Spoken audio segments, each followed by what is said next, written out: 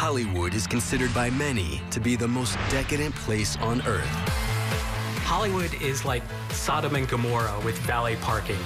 But in a town famous for its flagrant immorality and celebration of sin, some people might be surprised to know that conservative religious institutions have more influence than any other outside groups. Christianity is big business. They own media empires. They own publishing empires. They are very, very big, and billions of dollars go into Christian programming and even movies. Mel Gibson's movies make hundreds of millions of dollars because Christians are as devout to the kind of entertainment that's put before them as they are to the doctrine that is handed to them every Sunday in church. Most people in Hollywood are not outwardly religious. And in contrast, many people in America are very religious. So what you'll often see studios do is try and figure out how to make their movie more attractive to a particular religious community. It's not in order to convert people, it's in order to make more money, which is ultimately the real religion of Hollywood. Religious themes can be found in nearly any movie, but sometimes the studios will secretly go out of their way to make sure a blockbuster caters to a Christian audience. With Man of Steel, Warner Brothers attempted to court a Christian movie-going audience, and they did that by offering early screenings to pastors, making some suggestions about scripture that relates to the movie, and generally sort of emphasizing themes that they felt were Christian in Man of Steel. It's actually not that unusual. Another movie where that was done recently is The Butler.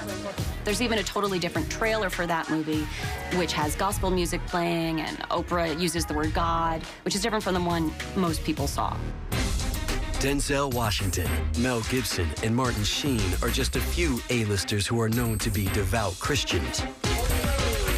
But many in the entertainment business find themselves drawn in by more secretive and less mainstream religions.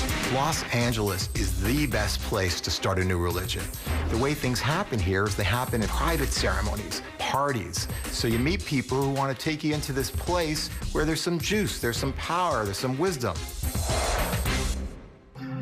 With megastars like Madonna, Gwyneth Paltrow, Britney Spears, Paris Hilton, Ashton Kutcher, and Demi Moore all having joined its ranks at one time or another, a previously secret Jewish mysticism has gained a powerful following in Hollywood: Kabbalah.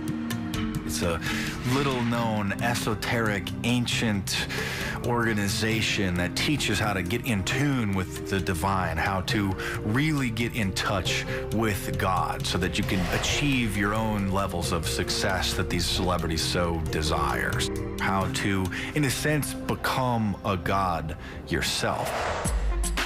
Though Kabbalah is based on Jewish principles, some of the practices of its members, like holding cleansing dinners, wearing red string bracelets to ward off evil, and reading books written only in Aramaic, have raised eyebrows.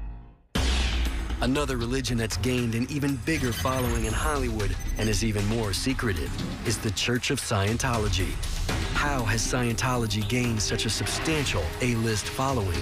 And why is the media so afraid to talk about this secret society? Everybody was afraid. It's this secret celebrity club, but they have some really famous and powerful members, so we're not going to touch them because we don't want to jeopardize our relationship with those famous members. What are they doing in there? Why are these minions marching around Hollywood in sailor outfits? Is it a cult? Scientology is one of the most fascinating things in Hollywood because there are so many celebrities involved and executives and writers and directors and producers that we don't know about and you don't hear about, and the little bits and pieces that ever come out seem to kind of go away and get squashed so quickly. That, I think, to me, is what's most fascinating. There's an idea in Hollywood that you become a member because they hide things for you or help keep it out of the media. The Church of Scientology is recognized in the United States and other countries as a legitimate religious organization. But Hollywood has also proven to be a breeding ground for many underground fringe religions, like the Children of God. Children of God started in 1968 in Huntington Beach, California. Reverend Dave Berg starts preaching at this coffee shop, and it's kind of this like groovy hippie preacher. One day, Berg devised this plan called flirty fishing. Flirty fishing said that not only was it okay to use sex and sexuality to bring people into the organization, but it actually was a good thing. It was a good deed because you're converting someone to Christ. So imagine you're a Hollywood screenwriter, you're at a party in these hills, and all of a sudden you're being talked up by 3 beautiful young women. You find yourself in bed with them, and they ask you at that very particular moment if you take Jesus into your heart. And many did. Even today, we know a lot of young people who are on the rise as movie stars and recording artists and TV stars who grew up in that group. The Children of God is still around today under a new name, the Family International, and it's only one of many fringe religious organizations in Hollywood. There are a lot of secret societies in Hollywood. You know, what you see from the outside is only the tip of the iceberg, but you know, it goes deep. You see satanic rituals happening, you hear about them from friends. There are culty organizations springing up left and right. This is not an easy place. You can be very isolated. People join up with organizations that may not be beneficial for them.